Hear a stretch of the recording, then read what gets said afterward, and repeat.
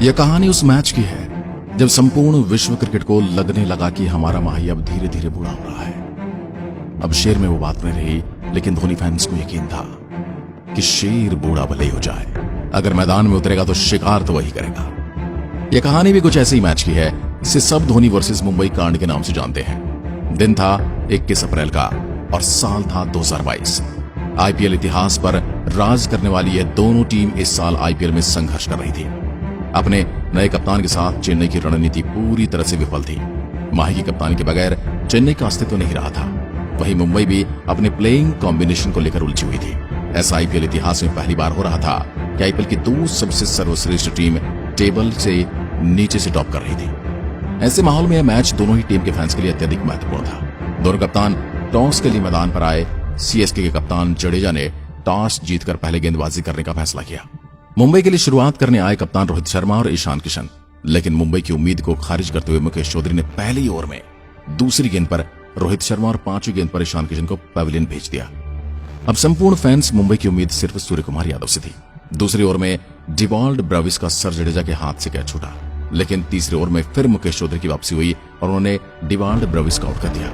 6 over के बाद मुंबई का स्कोर 42 रन पर 3 विकेट था। तिलक वर्मा और सूर्यकुमार यादव मुंबई की पारी से जूझ रहे थे, लेकिन 8वें ओवर में चेन्नई के गेंदबाजों ने एक बार फिर से मुंबई पर हमला बोल दिया और मुंबई के सूर्य का सूर्यास्त लगा दिया। 8 ओवर के बाद मुंबई 49 पर अपने 4 विकेट गंवा चुकी थी।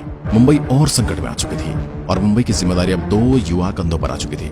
शौकीन और तिलक वर्मा ने पहले तो मुंबई की पारी को संभाला और धीरे धीरे चलते रहे। बस पारी को आगे बढ़ाने उनका काम था। विकेट बचाए रखनी थी किसी भी कीमत पर। मुंबई की पारी धीरे धीरे आगे बढ़ ही रही थी कि डीजे ब्रावो ने 85 के स्कोर पर मुंबई को 5वां झटका दे दिया। ऋतिक शौकीन के आउट होने के बाद में मुंबई के लिए बैटिंग करने आए मुंबई का महाबलशाली फिनिशर कैरन पोलार्ड, लेकिन 111 के स्कोर पर कैरन पोलार्ड भी माही के जाल में शिकार बन गए। लेकिन मुंबई के लिए तिलक वर्मा का संघर्ष अभी भी जारी था। तिलक वर्मा का बल्ला मुंबई की जिम्मेदारी को संभाल रहा था और बोल रहा था कि मैं भी हूं। वहीं मुंबई का कोई दूसरा बल्लेबाज चेन्नई के सामने टिकने को तैयार नहीं था। तिलक वर्मा ने अंडर प्रेशर एक शानदार अर्धशतक बनाया और मुंबई को 18 ओवर में मुंबई 126 रन तक पहुंचा दिया। आखिर के 2 ओवर में तिलक और जयदेव उनादकट ने मुंबई के लिए एक बेहतरीन फिनिश किया। 9 गेंदों में 19 रनों की पारी खेली और मुंबई को 155 रन के सम्मानजनक स्कोर तक पहुंचा दिया।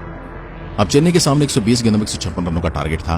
वैसे देखा जाए तो चेन्नई के लिए कोई बड़ी बात नहीं थी, लेकिन मुंबई के पास भी कुछ तुरुप के थे। बुमराह, डेनियल सेल्स और मैरीडेथ के रहते चेन्नई के लिए यह आसान नहीं होने वाला था।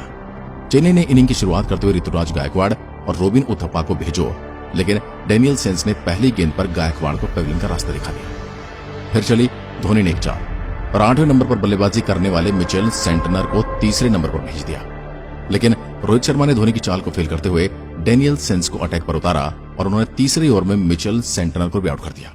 अब चेन्नई के लिए मैदान में थे रोबिन उथप्पा और अंबाती रायडू और इन दोनों ने सीएसके की पारी को पावर प्ले में 46 रन तक पहुंचा दिया। रायडू और उथप्पा के बीच साझेदारी 50 रनों की हो चुकी थी। अब रोहित शर्मा ने इन दोनों की पार्टनरशिप तोड़ने के लिए जयदेव उनादकट को बुलाया और उनादकट ने अपने पहले ही ओवर की आखिरी गेंद पर रोबिन उथप्पा को चलता कर दिया। उथप्पा के बाद मैदान में आए चेन्नई सुपर किंग्स से बिग हिटर शिवम दुबे। शिवम दुबे ने आते ही बड़े शॉट लगाने की कोशिश की, लेकिन मुंबई के गेंदबाजों के सामने वे असफल रहे। पर डेनियल सेम्स ने शिवम दुबे को भी अपना शिकार बना लिया। डेनियल सेम्स सीएसके के 3 बल्लेबाजों को अब तक पवेलियन लौटा चुके थे और रोबिन उथप्पा को भी बड़ी ही चालाकी से आउट किया और अपना चौथा विकेट कंप्लीट किया। रोबिन उथप्पा ने सीएसके के लिए 35 गेंदों में 40 रनों की पारी खेली। 15 ओवर के बाद चेन्नई सुपर किंग्स का स्कोर 103 रनों पर 5 विकेट था। चेन्नई को अब लास्ट के 5 ओवर में कुल 53 रनों की जरूरत थी। इस विकेट के बाद चेन्नई का वह खिलाड़ी मैदान पर आया जिसके लिए फैंस हमेशा इंतजार करते हैं। द मिथ, द मैन, थाला, धोनी के आने के बाद यह चेज काफी आसान लगने लगा था, लेकिन मुंबई के गेंदबाज सीएसके पर चढ़ाई कर रहे थे। 16वें ओवर में सीएसके कप्तान सर जडेजा ने भी मुंबई के सामने घुटने टेक दिए। चेन्नई सुपर किंग्स की लास्ट की 17 गेंदों में कुल 41 रनों की जरूरत थी। धोनी का साथ निभा रहे थे प्रिटोरियस ने एक छक्का और 2 चौके लगाकर अपने इरादे साफ जाहिर कर दिए थे कि मैं तो मैच को फिनिश करने आया हूं। अब चेन्नई सुपर किंग्स को जीत के लिए आखिरी ओवर में कुल 17 रनों की जरूरत थी और ये काफी मुश्किल लग रहा था और आखिरी ओवर फेंकने वाले थे जयदेव उनादकट। उनादकट ने पहली गेंद पर प्रिटोरियस को आउट कर दिया। प्रिटोरियस के बाद बैटिंग करने आए डीजे ब्रावो ने बड़ी चालाकी से दूसरी गेंद पर एक सिंगल ले लिया। अब 4 गेंदों में 16 रनों की जरूरत थी। धोनी ने उनादकट की तीसरी गेंद पर एक स्ट्रेट 6 लगाया। धोनी ने ओवर की चौथी गेंद पर एक चौका लगाया।